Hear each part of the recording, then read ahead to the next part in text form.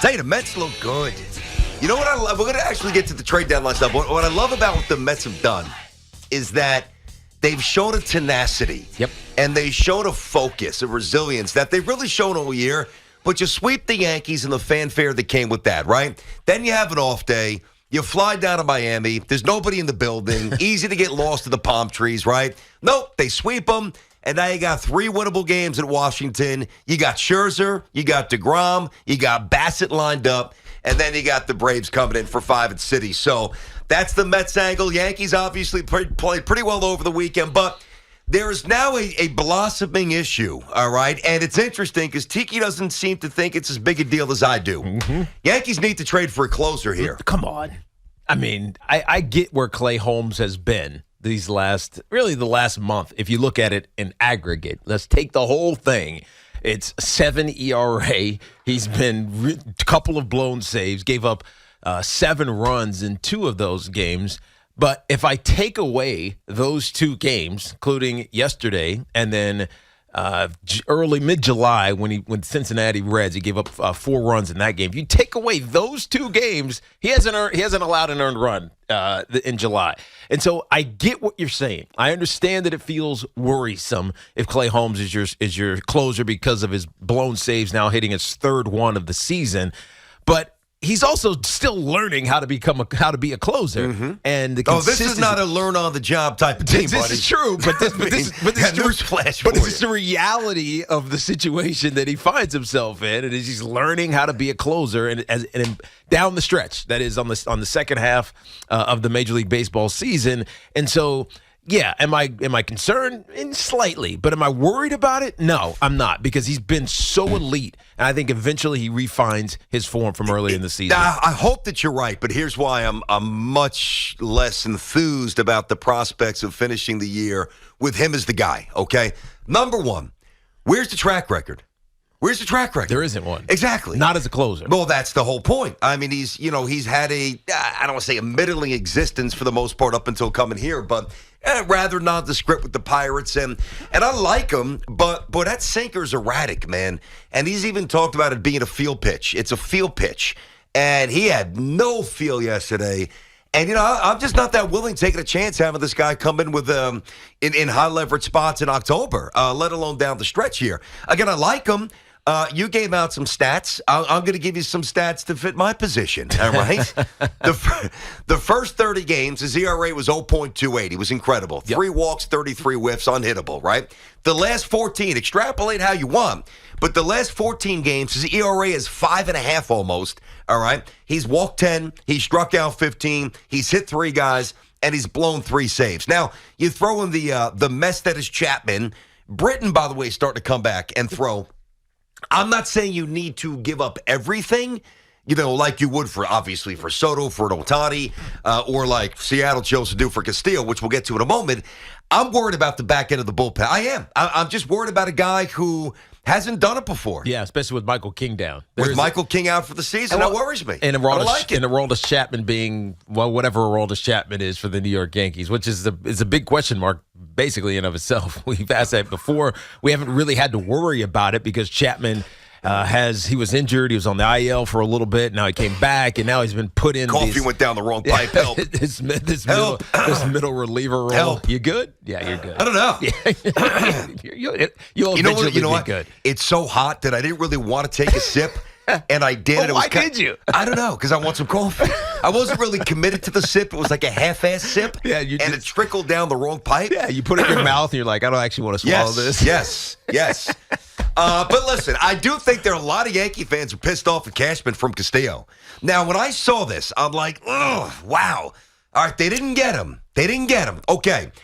I believe. Let me let you get this going. Yep. Do you believe that this was irresponsible? Wasn't worth it. Okay, go ahead. From the Yankee standpoint. Go ahead. So I don't know if you were going to say irresponsible from a Yankee or if you were going to say irresponsible for Seattle. Oh, I just care about the Yankees. Okay, agreed. That's a starting point, So obviously. if you were going to say irresponsible for Seattle, I'd say no, because they feel like they've been on a run, including a 14-game win streak at one point, to put themselves in the conversation at least. And so Why the hell not? Go make a trade and go get one of the best starters in baseball right now in Luis Castillo.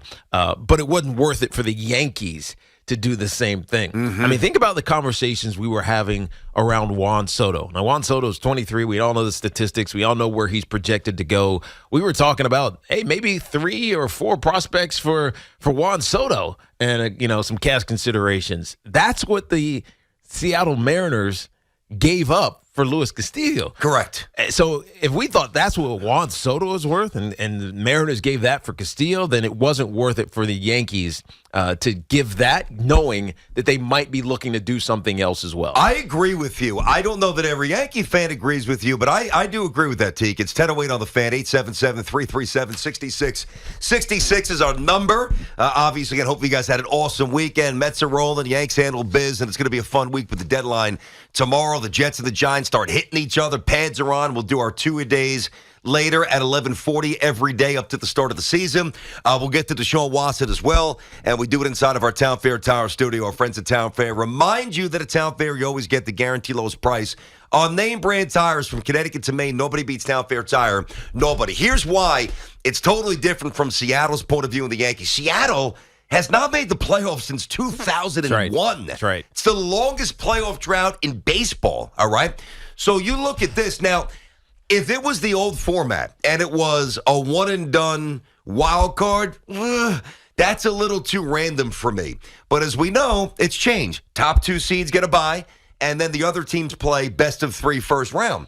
So because it's not one and done, because it's been 20-plus years since you played a game in October, Lee's second season, Seattle, go for it. Now, they gave up 3 of their top 4 prospects. I know. 3 of 4. No way if I'm doing that if I'm the Yankees. Me neither. No chance. I like Castillo. I don't like him that much. Agreed. I think that was, whoa. Yeah, so the question But is... you could justify it more from Seattle's point of the view. irresponsible thing. Is it irresponsible for the Yankees? Yeah, probably. Is it irresponsible for Seattle? No, because they need some relevance. They need to get into the postseason, and they need to have a chance to get through the wild card round, which, by the way, now they do have a chance. Yeah. And so it makes sense from Seattle's standpoint, but not for the Yankees. The Yankees have...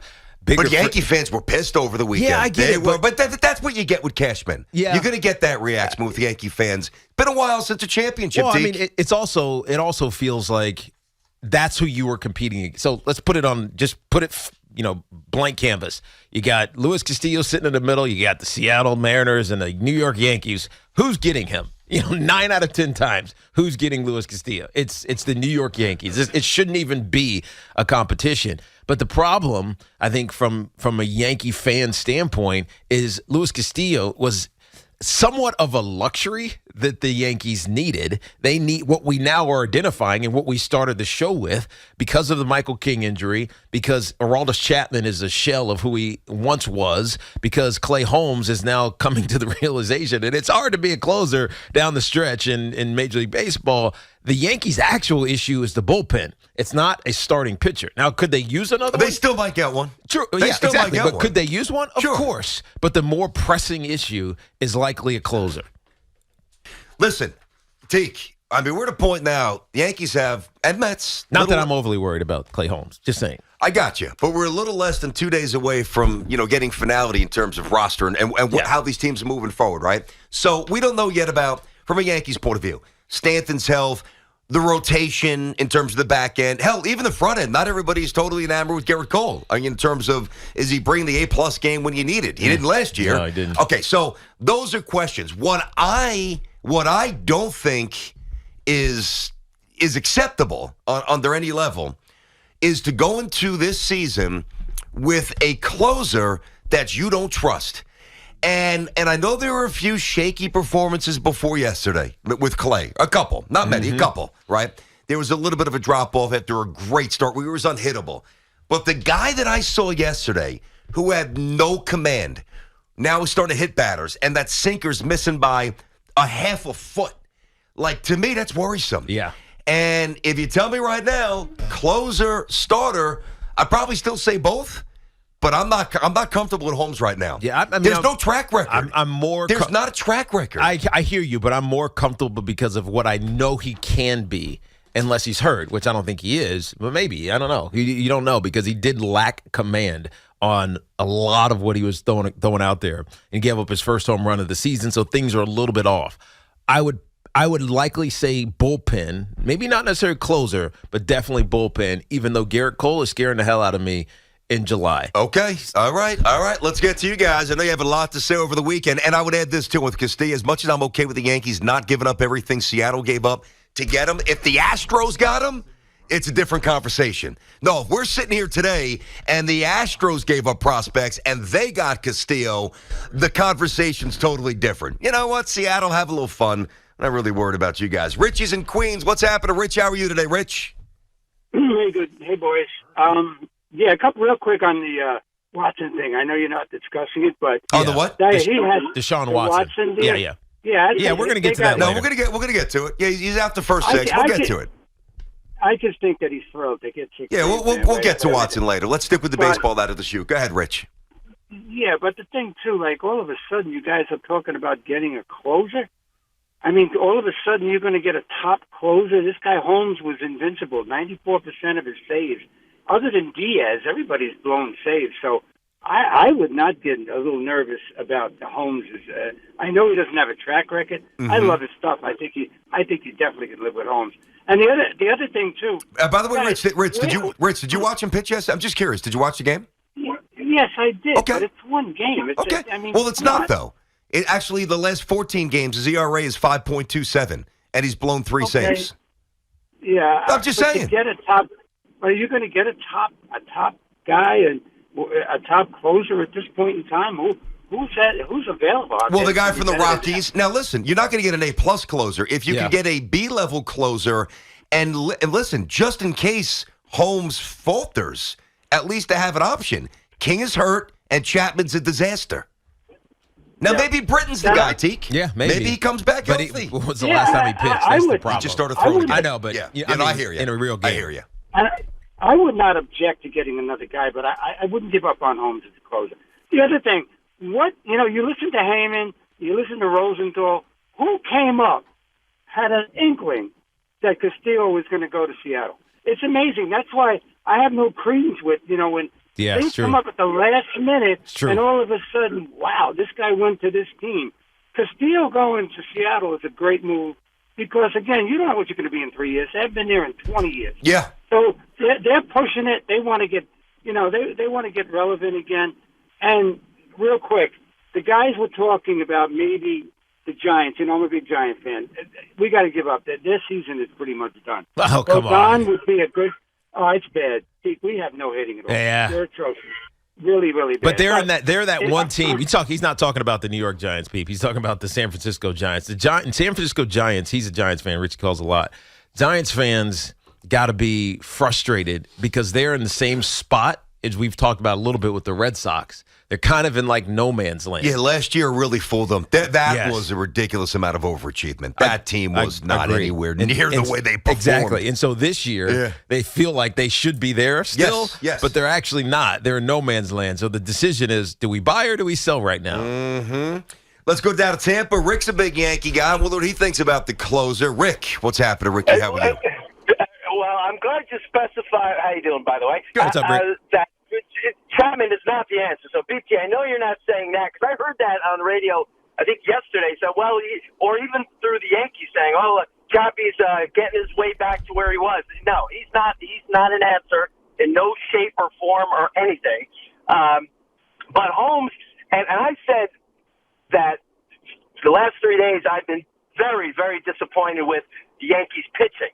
From Montgomery to closing, Holmes is it's been several games he's been disappointing. Because you know what? If we got swept by the Astros and we got swept by the Mets, you know what? We needed to sweep Kansas City. I don't like we got 3 out of 4. Our pitching let us down, and our pitching's the problem. And I pick up a reliever. I think Britton's going to be a big player when he comes back. He looks like he's going to be back in about 3 weeks. But I think pitching is we definitely need to. The asking price right now, you see what they're doing, what Oakland's doing, and even with San Francisco with Rodon, what his name is. Yep. They're raising the price already. because Castillo's they know Yankees we're desperate. I think we are desperate for pitching. Yeah, but I think that price is going to – the pitching. price gets raised today. It'll go down tomorrow as the deadline gets really Oh, close. I don't know about that. Why is it going to go down? What if another team hops in and says, I'll give you this? And I'm just saying. I think it's going to be the other way. If the teams really need to move on from these guys and the asking price is astronomical and no one's sniffing at it, it's going to come down. But there's going to be sniffers. I mean, maybe. Oh, yeah, there already are. I mean, think about this. The Yanks in Seattle. I mean, absolutely. Yeah. And as Rich said, it was interesting because Seattle kind of came out of nowhere. Yeah, I mean, listen, I don't know. First, it's the Royals. All right, and they are horrendous.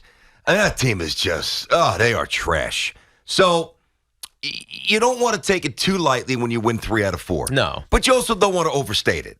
And it's the Royals. That needs to be said. You're supposed to show up and by win. the way, who were stripping down. That's what I'm saying. And Andrew Benintendi, who was one of their best players, is on the Yankees right now. Yeah, now they just got Sal Perez back, who was a stud, and he's the one who took Holmes deep. He mashed that to dead center. Yeah, but he was 0 for 4 up to that point. And the only reason I think he preyed on Clay Holmes not being able to find the strike zone. Yeah, he mashed that ball, of too. course, he knew because it right you away. knew it Dead was center. coming. Yeah. When a pitcher can't find the strike zone, you got groove one. You know what you're doing. No, there's no question. No, there's no doubt. But, and again, I don't – you don't want to be that show or that guy, at least I don't, that doesn't appreciate wins, because they're even as much as we make fun of the Royals, they're still a professional outfit to a degree. But I said before, so I've got to be fair to what I've said on the show so far. What I said before Castillo was traded, all right, because I really thought the Yanks were going to get him. And what I kept saying was, if the Yankees don't get Castillo, the Yankees will not win the World Series. So I still believe that this team that we're watching, while they're good and Judge is a beast, this team's not good enough to win. So they better find something creative to do here in the next day and a half, because this rotation ain't it. This rotation is not it. On paper, you might be right, but can they still? Can they find a way to win? That's the question that'll be harder to answer. I mean, the answer, when you present it that way, obviously I've got to be open-minded to the craziness of baseball. You get hot at the right time. I understand that, right? And there's myriad examples in recent baseball history, including a year ago, where the Braves retooled late. They got a couple of pieces. They got hot. They won. Yeah, but the Braves get that. The Braves were I was going to say proactive, but it wasn't not even proactive. It was hyperactive. They were hyperactive at the trade deadline. Out of necessity. And that's why it was the reason that they went on the run that they went on and then ultimately won the World Series. But I'm not sitting the here Yankees saying, aren't doing that. No. Well, they already got Benintendi, and they've got a day and a half. So they address left field. Gallo's going to be gone. But this team, again, they're fun, and they're cranking out wins, and they're scoring runs. It's not a World Series championship team. I don't see it. I just don't. 877-337-6666.